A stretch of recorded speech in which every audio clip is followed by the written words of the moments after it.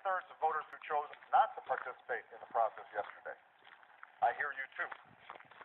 All of us have to give more Americans a reason to feel like the ground is stable beneath their feet, that the future is secure, that there's a path for young people to succeed, and that folks here in Washington are concerned about them. So I plan on spending every moment of the next 2+ years doing my job the best I can to keep this country safe and to make sure that more Americans share in its prosperity. Now, this country's made real progress since the crisis 6 years ago. The fact is, more Americans are working. Unemployment has come down. More Americans have health insurance. Manufacturing has grown. Our deficits have shrunk. Our dependence on foreign oil is down, as are gas prices. Our graduation rates are up. Our businesses aren't just creating jobs at the fastest pace since the 1990s. Our economy is outpacing most of the world. But we've just got to keep at it until every American feels the gains of a growing economy where it matters most, and that's in their own lives. Obviously, much of that will take action from Congress. I'm eager to work with the new Congress to make the next 2 years as productive as possible. I'm committed to making sure that I measure ideas not by whether they are from Democrats or Republicans, but whether they work for the American people. And that's not to say that we won't disagree over some issues that we're passionate about. We will. Congress will pass some bills I cannot sign. I'm pretty sure I'll take some actions that some in Congress will not like. That's natural. That's how our democracy works. But we can surely find ways to work together on issues where there's broad agreement among the American people. So I look forward to Republicans putting forward their governing agenda. I will offer my ideas on areas where I think we can move together to respond to people's economic needs. So just take one example. We all agree on the need to create more jobs that pay well. Traditionally, both parties have been for creating jobs rebuilding our infrastructure, our roads, bridges, ports, waterways. I think we can hone in on a way to pay for it through tax reform that closes loopholes and makes it more attractive for companies to create jobs here in the United States.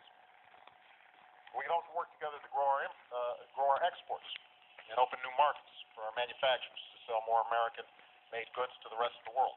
That's something I'll be focused on when I travel to Asia next week. We all share the same aspirations for our young people. And I was encouraged that this year Republicans agreed to investments that expanded early childhood education. I think we've got a chance to do more on that front. We've got some common ideas to help more young people afford college, graduate without crippling debt, so that they have the freedom to fill the good jobs of tomorrow and buy their first homes and start a family. And in the 5 states where a minimum wage increase was on the ballot last night, voters went 5 for 5 to increase it. And that'll give about 325,000 Americans a raise in states where Republican candidates prevail. So that should give us a new reason to get it done for everybody with a national increase in the minimum wage. So those are some areas where I think we've got some real opportunities to cooperate, and I am very eager to hear Republican ideas for what they think we can do together over the next couple of years. Of course, there's still business on the docket that needs attention this year. And here are 3 places where I think we can work together over the next several weeks before this Congress wraps up for the holidays. First, I'm submitting a request to Congress for funding to ensure that our doctors, scientists, and troops have the resources that they need to combat the spread of Ebola in Africa and to increase our preparedness for any future cases here at home.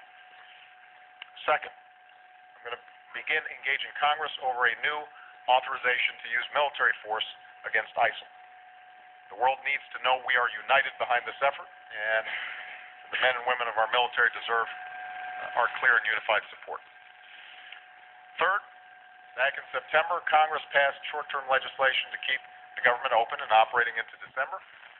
That gives Congress 5 weeks to pass a budget for the rest of the fiscal year, and I hope that they'll do it in the same bipartisan, drama-free way that they did earlier this year.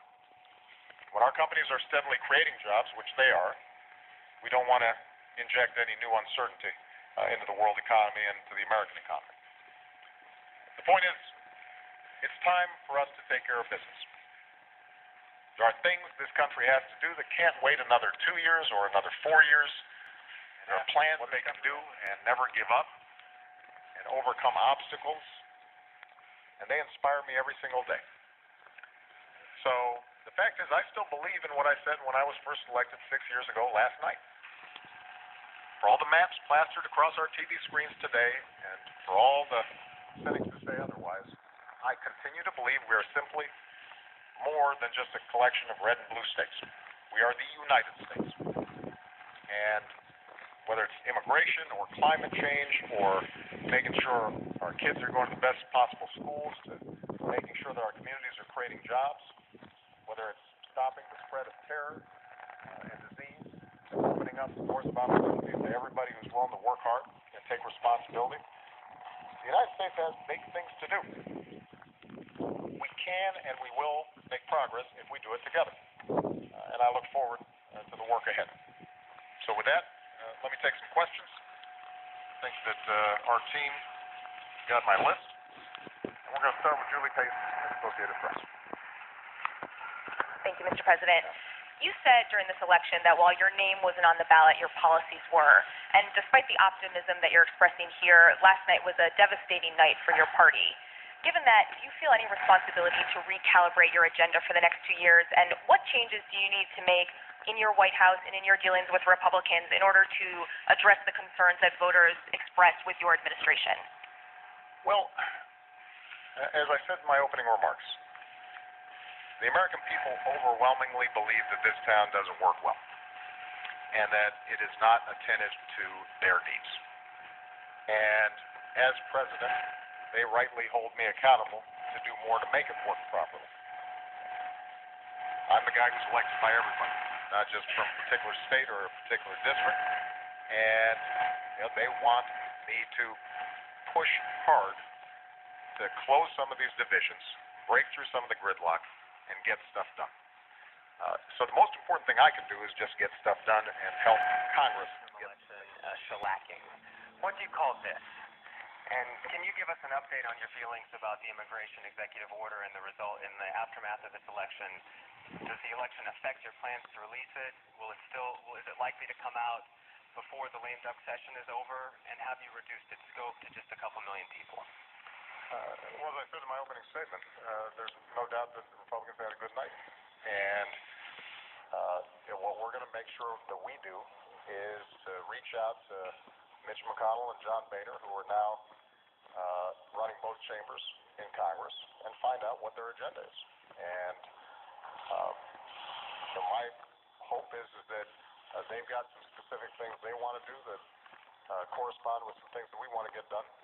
What's most important to the American people right now, the resounding message, not just of this election, but basically the last several, is get stuff done. Don't worry about the next election. Don't worry about party affiliation. Do worry about our concerns. Worry about the fact that I'm a single mom, and at the end of the month it's really hard for me to pay the bills, in part because I've got these huge child care costs. Do worry about the fact that I'm a young person who's qualified to go to college, but I'm really worried about taking $50,000 a year out in debt, and I don't know how I pay that back. Do worry about the fact that I'm a construction worker who has been working all my life, and I know that there's construction work that should be done, but right now for some reason projects are stalled. If we're thinking about those folks, I think we're hopefully going to be able to get some stuff done. In terms of immigration, I have consistently said that it is my profound preference and interest to see Congress act on a comprehensive immigration reform bill that would strengthen our borders, would streamline our legal immigration system so that it works better and we're attracting the best and the brightest from around the world, and that we give an opportunity for folks who've lived here, in many cases for a very long time, may have kids who are U.S. citizens, but aren't properly documented. Give them a chance to pay their back taxes, get in the bag of the line, but get through a process that allows them to get